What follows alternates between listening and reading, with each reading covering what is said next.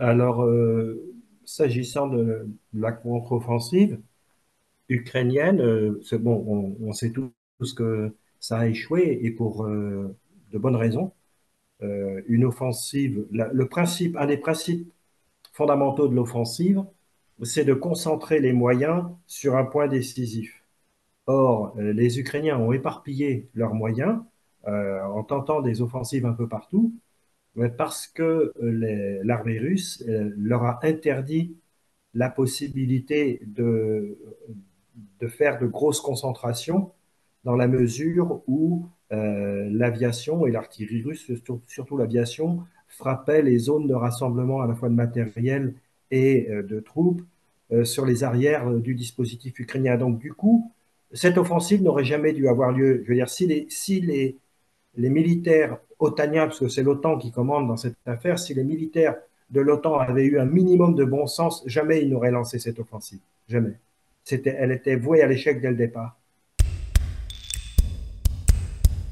Là, il faut voir les choses de façon beaucoup plus large. Au début, l'opération militaire spéciale a été lancée pour des raisons très précises, démilitariser l'Ukraine, l'empêcher d'entrer dans l'OTAN pour assurer un minimum de sécurité aux frontières russes. Et c'était une question existentielle pour la Russie. Il s'est avéré que les négociations qui avaient eu lieu au début ont été torpillées par les Américains et les Anglais, hein, ainsi que l'a rapporté Naftali Bennett, l'ancien Premier ministre israélien qui avait été médiateur dans ces négociations, et que ce faisant, le monde entier a vu que l'OTAN était moins efficace que la Russie sur le plan militaire, progressivement.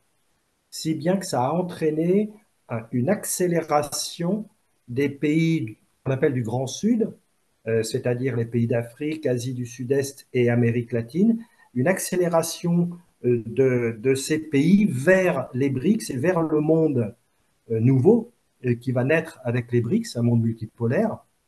Jusqu'à présent, ils avaient peur de le faire parce qu'ils craignaient les États-Unis. Hein, l'armée américaine a pour mission d'imposer le dollar partout dans le monde et de punir les récalcitrants, Kadhafi, Saddam Hussein, etc.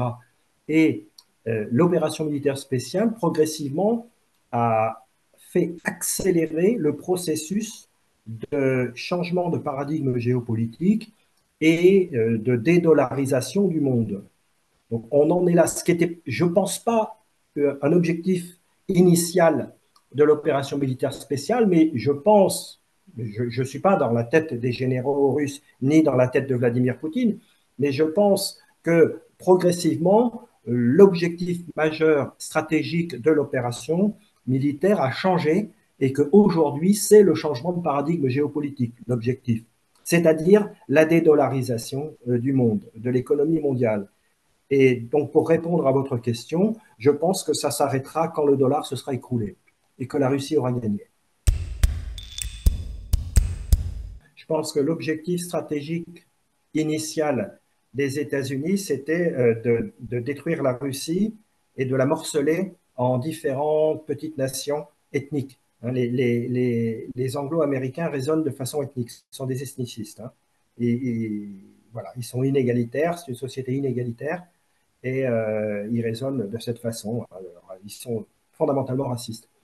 Et donc, je pense que, ouais, au départ, le projet américain était de détruire la Russie.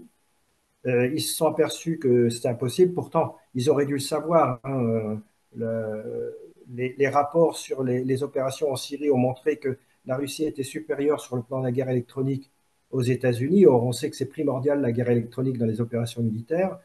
Que la Russie avait des missiles hypersoniques, donc ils auraient dû savoir que militairement ils allaient perdre. Mais bon, ils sont restés dans cette espèce de croyance de l'invincibilité de l'armée américaine. Et aujourd'hui, je pense que leurs objectifs ont changé et que c'est ne pas paraître ridicule. Il va falloir qu'ils se désengagent de cette affaire parce qu'ils sont en train de perdre. Et il faut qu'ils le fassent sans trop paraître ridicule, sauf que c'est trop tard, puisque le monde bascule. Hein. Le monde a vu la faiblesse militaire des États-Unis et le monde est en train de basculer. un des objectifs des États-Unis était d'affaiblir les pays de l'Union européenne. D'ailleurs, ils y sont arrivés. Il n'y a qu'à voir où en est l'Allemagne. Ce qui est, à mon avis, une grosse faute parce que, enfin, c'est une faute stratégique majeure. On n'affaiblit pas ses alliés. Affaiblir ses alliés, c'est s'affaiblir soi-même. Or, c'est ce qu'ils font, mais je pense qu'il y a un déficit d'intelligence clairement dans les hautes sphères états-uniennes, en particulier au Pentagone et à la Maison-Blanche. C'est tout à fait risible. Van der Leyen, elle parle, ils n'ont que des mots, mais il n'y a pas d'action derrière. Ce qui est risible, c'est que il parle d'intégrer ou pas l'Ukraine dans l'Union européenne, dans l'OTAN, etc., alors que ce sont deux organisations qui sont en mort cérébrale. L'Union européenne va finir comme l'URSS, parce que c'est le même système, et l'Union européenne va s'écrouler. Un des résultats de cette guerre sera l'effondrement de l'Union européenne, le démantèlement de l'OTAN. Ça va être les résultats concrets. Et donc, entendre des dirigeants parler, se poser la question de savoir si l'Ukraine pourrait entrer dans l'Union, c'est tout à fait risible. Ils sont à contre-courant de l'évolution de l'histoire. Je pense qu'une des conséquences sera, donc je vous l'ai dit, Mhm. la fin de l'Union européenne, donc le retour des nations souveraines. Et je pense qu'une des conséquences sera le remplacement de la classe politique. Nous sommes gouvernés par des traîtres, tous les pays d'Europe sont gouvernés par des traîtres, des vrais traîtres à la patrie. Et je pense que les changements arriveront quand ces gens-là auront été remplacés. Et j'espère qu'ils passeront par la case prison pour rendre compte de leur forfait. Mais une fois que l'effondrement se sera produit, j'espère, ce qui est vraisemblable, c'est qu'une nouvelle classe politique, enfin, de nouvelles personnes arriveront au pouvoir et redresseront le pays, comme le général de Gaulle l'a fait en son temps. Et évidemment, ça passe par un retour des liens entre la France et la Russie, puisque historiquement, nos deux pays n'ont pas de problème de voisinage. Donc déjà, c'est déjà ça. Souvent, on s'embête avec les voisins parce qu'on a des problèmes de voisinage, mais la France et la Russie sont éloignées l'une de l'autre. Nous n'avons pas de problème de voisinage, nous avons des liens intellectuels, culturels très forts et qui datent de longtemps, des liens de sang avec l'épopée du Normandie-Niemen, par exemple. Moi, je suis pilote de chasse, donc c'est quelque chose qui me parle. Et donc, je pense que ça reviendra une fois que le système se sera effondré, une fois que les personnalités politiques auront changé. Je pense qu'on reviendra à une politique, la politique naturelle de la France, qui n'a pas l'ambition d'être la première puissance militaire ni la première puissance économique du monde, mais qui a une voix à porter, un message à porter, et qui fait sa grandeur et sa place dans le monde. D'abord, ce qu'il faut dire, c'est que euh, s'il y a négociation, ça se passera entre les États-Unis et la Russie, et pas entre l'Ukraine et la Russie. Et je crois avoir lu des déclarations de Vladimir Poutine, de Sergei Lavrov, de Dmitri Medvedev il y a quelques mois, il n'y a pas très longtemps, disant que s'il y avait des négociations entre les États-Unis et la Russie, elles porteraient sur le nouvel ordre mondial. Donc on voit bien que c'est le centre de gravité de tout ce qui se passe aujourd'hui. C'est le nouvel ordre mondial et la place des pays dans le monde, des pays respectifs. Donc s'il y a des négociations, elles se dérouleront là-dessus. Et la fin de la guerre en Ukraine sera une conséquence de ça. Mais pour moi, le centre de gravité, vraiment, je vous l'ai dit, c'est le dollar. C'est le centre de gravité du système, c'est le dollar. Et c'est là-dessus que porteront des négociations s'il y en a. Sinon, ce sera l'effondrement du dollar. Je pense que la conséquence concrète géographique pour l'Ukraine, c'est qu'elle va perdre la Novorussia qui avait été donnée à l'Ukraine par Lénine en 1920. Donc la Russie va récupérer les territoires russes. Euh, pour le reste du territoire ukrainien, à savoir si la Pologne va récupérer une partie ou pas, ça, je ne sais pas, mais Globalement, ça va être un effondrement de l'Ukraine.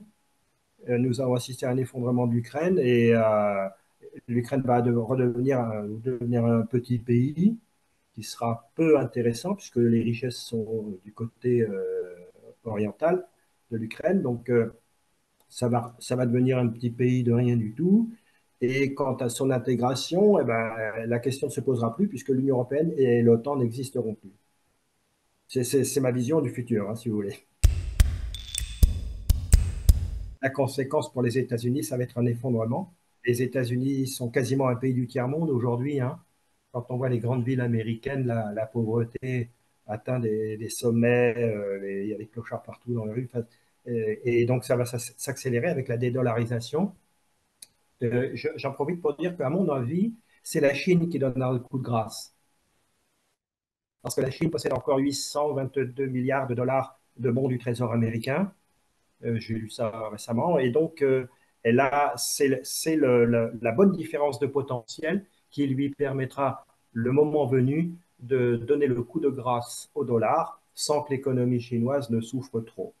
Je pense donc que la conséquence pour les pays, pour les États-Unis, ce sera un, un effondrement économique, peut-être une dislocation des États-Unis, peut-être que des États cesseront, vont faire sécession. Je pense au Texas ou à d'autres États qui ont déjà leur monnaie or, ils ont leur propre réserve d'or et une monnaie or. Donc, pour les États-Unis, il va peut-être y avoir une dislocation d'une partie des États-Unis. Pour les pays d'Europe, bah, l'euro va subir le même sort que le dollar, qui va s'effondrer. On va revenir à des monnaies nationales. Donc les pays d'Europe, nous allons beaucoup souffrir, mais une fois que nous serons au fond du trou, nous allons remonter avec des monnaies nationales et des politiques patriotiques.